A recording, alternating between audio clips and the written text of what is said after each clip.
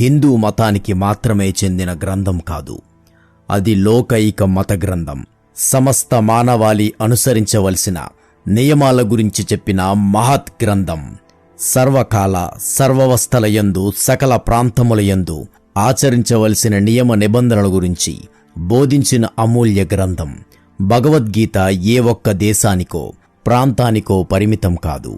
మానవాళి అందరూ ఆచరించవలసిన నియమావళి. ఎటువంటి దుఃఖములో ఉన్నా ఆ దుఃఖము నన్ను అంటకుండా ఉండటానికి కారణం భగవద్గీత అని అన్నారు మహాత్మా గాంధీ. ప్రపంచ సాహిత్యంలో భగవద్గీతకు సాటి రాగల గ్రంథం మరొకటి లేదని అన్నారు బాల గంగాధర్ తిలక్. సంసార సాగరాన్ని దాటడానికి ఒక నావ వంటిది భగవద్గీత అన్నారు పూజ్యులు మలయాళ స్వామివారు. ఇటువంటి గ్రంథము మన భారతదేశానికి చెందింది కావడం మన అదృష్టం. ఎడ్విన్ ఆర్నాల్డ్ అనే పాశ్చాత్య పండితుడు గీత పట్ల ఆకర్షితులై దానిని ఆంగ్లంలోకి అనువదించాడు. గీత సాక్షాత్తు పరమాత్మ అవతారమగు శ్రీకృష్ణుడు అర్జునుడికి ఉపదేశించిన యోగ శాస్త్రము, ఉపనిషత్ సారము. శ్రీకృష్ణుడి వంటి గురువు, అర్జునుని వంటి శిష్యుడు ఈ అనంత విశ్వములో మరొకరు లేరు అనడంలో అతిశయోక్తి లేదు. వీరి సంభాషణను వ్యాస మునీంద్రుడు అక్షరబద్ధం చేసి మనకు అందించారు. గీతలు ఎన్నో ఉన్నాయి. అష్టావక్ర గీత, అవధూత గీత, రుభుగీత, వశిష్ఠ గీత, హనుమద్గీత, శివగీత, హంసగీత, కపిల గీత, ఇంకా ఎన్నో గీతలు ఉన్నాయి. కానీ భగవద్గీతకు ఉన్న ప్రాశస్త్యము ఆ గీతలకు లేదు. గీత ఉపనిషత్తుల సారం. ఉపనిషత్తులు ఆధ్యాత్మిక వాగ్మయములో విశిష్ట స్థానాన్ని సంపాదించుకున్నాయి. వేదాలు అనే చెట్టుకు కాచిన ఫలాలే ఉపనిషత్తులు. ఆ ఉపనిషత్తుల సారాన్ని తెలుసుకోవాలని ప్రతి ముముక్షువు కోరుకుంటాడు. కానీ ఉపనిషత్తులను చదవడం, అర్థం చేసుకోవడం చాలా కష్టం. ఈ ఉపనిషత్తుల సారం అంతటిని భగవద్గీతలో నింపి మనకు అందించాడు వ్యాసుడు.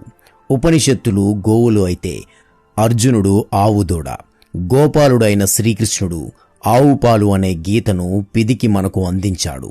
అందుకే గీతామృతం అని అన్నారు. ఉపనిషత్తులు, భగవద్గీత, బ్రహ్మసూత్రాలు ఈ మూడు ప్రస్థాన త్రయమని అంటారు.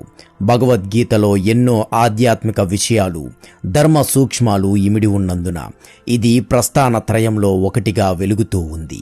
ఈ గీత ద్వాపర యుగాంతంలో అంటే కలియుగ ప్రారంభం కాకముందు చెప్పబడింది. కలియుగంలో ధర్మము క్షీణిస్తుందని, ఒంటి పాదంతో నడుస్తుందని తెలిసి రాబోవు కలియుగంలో మానవులను ఉద్ధరించడానికి భగవానుడు గీతను అర్జునుడికి ఉపదేశించాడు. లేకపోతే ఎన్నో వరములను ఎత్తిన పరమాత్మ గీతను కృతయుగంలోనో త్రేతాయుగంలోనో లేక ద్వాపరమను ఉపదేశించి ఉండేవాడు. అలా చెయ్యకుండా మానవాళిని ఉద్ధరించడానికి ప్రారంభంలో గీతామృతాన్ని లోకానికి అందించాడు పరమాత్మ. కలియుగంలో మానవులకు కలబోయే శోకాన్ని అంతమొందించడానికి గీత ఎంతగానో ఉపయోగపడుతుంది. గీతను ఎవరెవరు చదవాలి అనే సందేహం వచ్చినప్పుడు ఈ సంసార సాగరంలో ఈదులాడుతున్న ప్రతి వారు చదువతగినది అని చెప్పవచ్చును. సంసార సాగరంలో మునిగిపోతున్న మానవులకు గీత ఒక నావగా ఉపయోగపడి వారిని ఒడ్డుకు చేరుస్తుంది. Bhagavad Gita introduction part 2.